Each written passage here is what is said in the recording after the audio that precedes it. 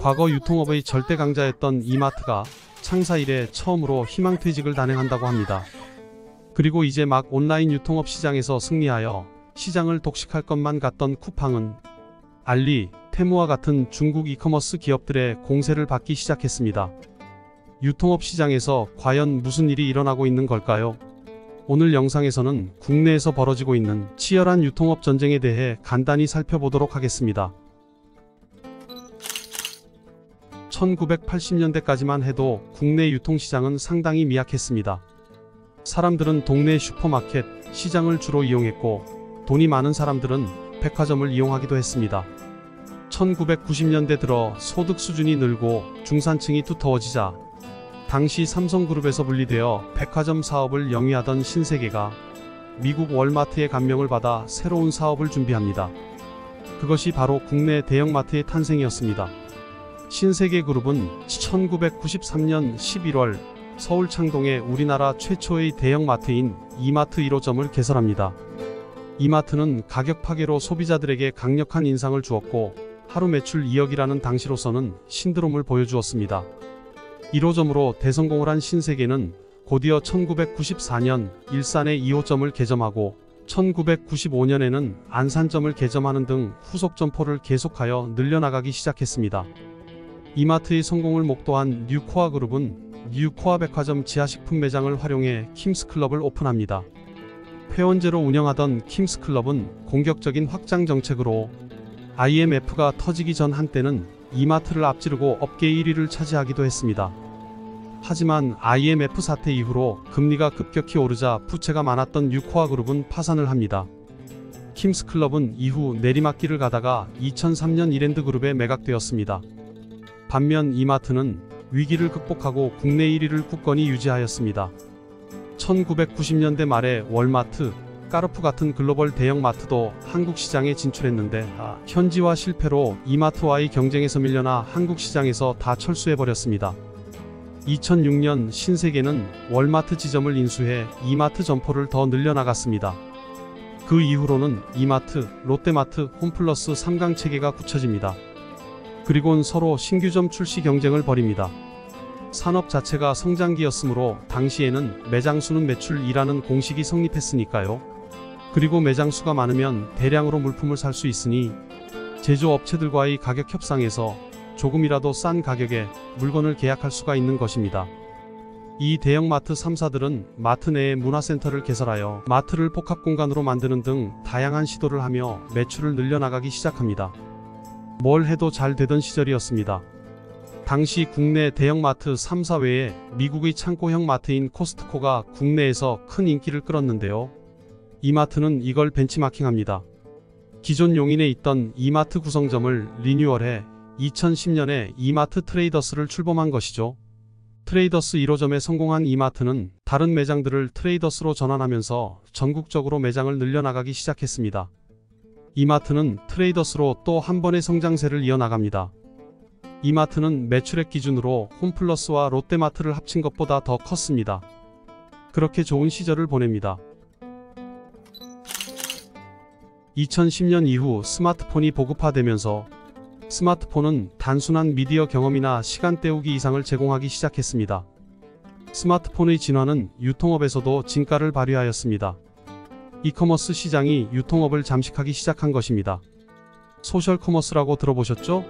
소셜커머스는 SNS 같은 소셜미디어를 통해서 전자상거래 활동을 하는 것을 의미하는데요.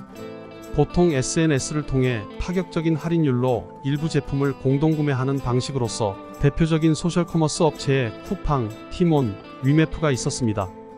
쿠팡은 2010년 미국 국적의 김범석 대표가 설립한 기업으로서 처음엔 소셜커머스 사업을 했습니다. 그런데 쿠팡은 티몬, 위메프와 차별화를 두기 시작합니다. 2014년 로켓 배송을 하기 시작한 것인데요. 주문이 들어올 것 같은 제품을 미리 사뒀다가 소비자와 가까운 곳에 창고를 짓고 물건을 저장해 두는 겁니다. 그리고 주문이 들어오는 즉시 빠른 배송을 해줍니다. 소셜커머스 기업이었던 쿠팡은 이때부터 본격적으로 이커머스 기업으로 탈바꿈하기 시작한 것입니다. 2015년 신선식품 온라인 판매를 전문으로 하던 마켓컬리는 밤 11시 전까지 주문 한 건에 대해 다음날 새벽에 배송을 해주는 샛별 배송이라는 파격적인 배송 방식을 택합니다. 쿠팡도 2018년 로켓 와우 클럽을 시작하면서 기존의 구축한 물류센터를 기반으로 새벽 배송을 실시합니다. 하지만 이러한 배송 시스템은 엄청난 초기 비용을 필요로 합니다.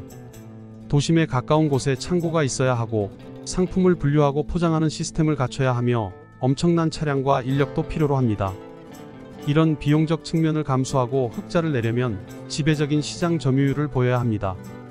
이마트를 비롯한 대형마트 3사가 이커머스 시장에 적극적으로 뛰어들지 않은 이유도 이것 때문입니다.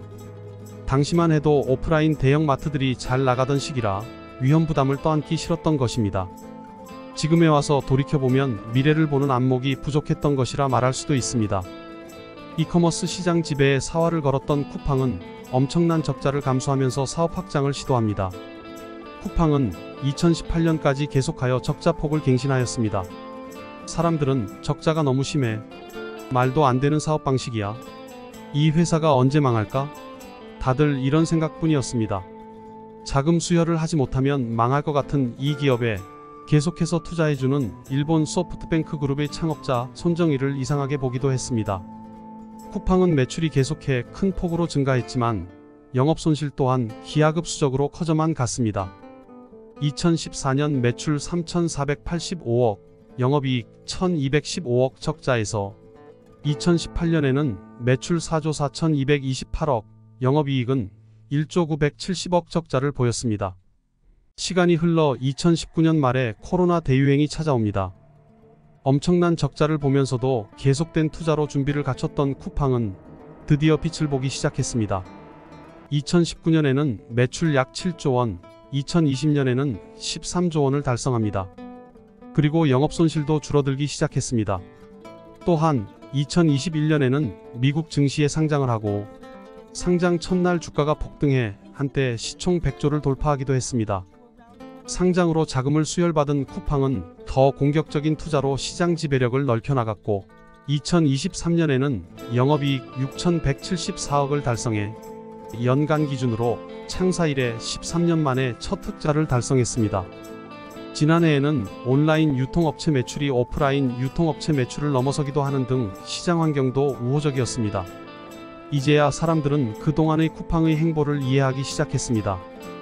반면 수십 년간 국내 유통산업을 주도해온 백화점, 대형마트 등 전통 오프라인 채널은 변화하는 소비 패러다임에 미리 대처하지 못해 하락세에 접어들었습니다. 이마트는 2019년 2분기에 창립 이후 처음으로 적자를 냈고 그해 점포의 토지와 건물을 매각하여 자금을 조달한 것을 시작으로 꾸준히 보유 부동산을 처분해 투자 재원을 마련했습니다. 그리고 2021년에는 지마켓, 옥션, 지구 등을 거느린 이베이 코리아를 3조 4천억에 인수하며 시장의 흐름을 따라가려 했으나 아직 시너지가 나지 않아 큰 적자를 보고 있습니다.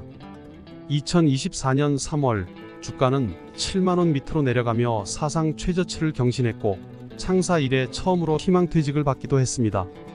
롯데쇼핑도 마찬가지입니다.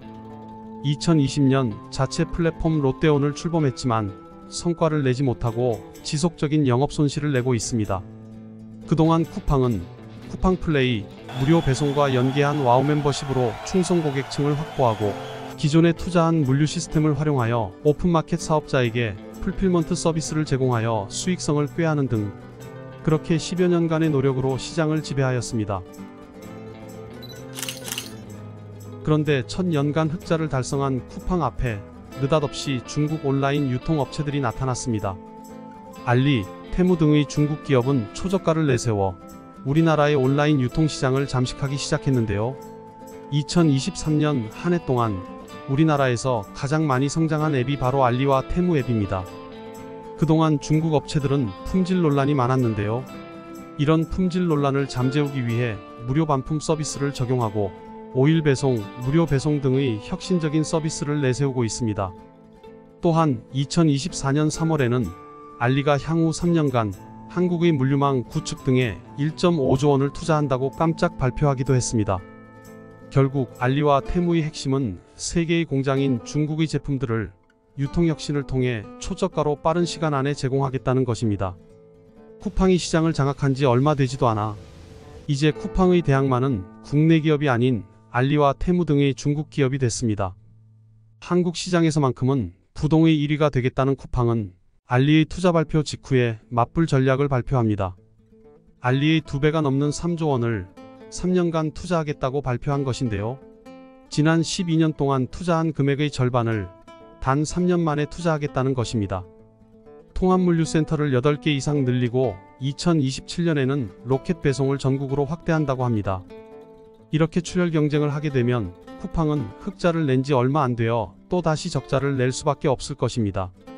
그리고 다른 토종 유통업체들은 불안감이 더욱 커지게 될 테고요. 빠르게 변화하고 있는 소매 유통업 시장, 과연 그 결말은 어떻게 될까요? 이상으로 영상을 마치도록 하겠습니다. 시청해 주셔서 감사합니다.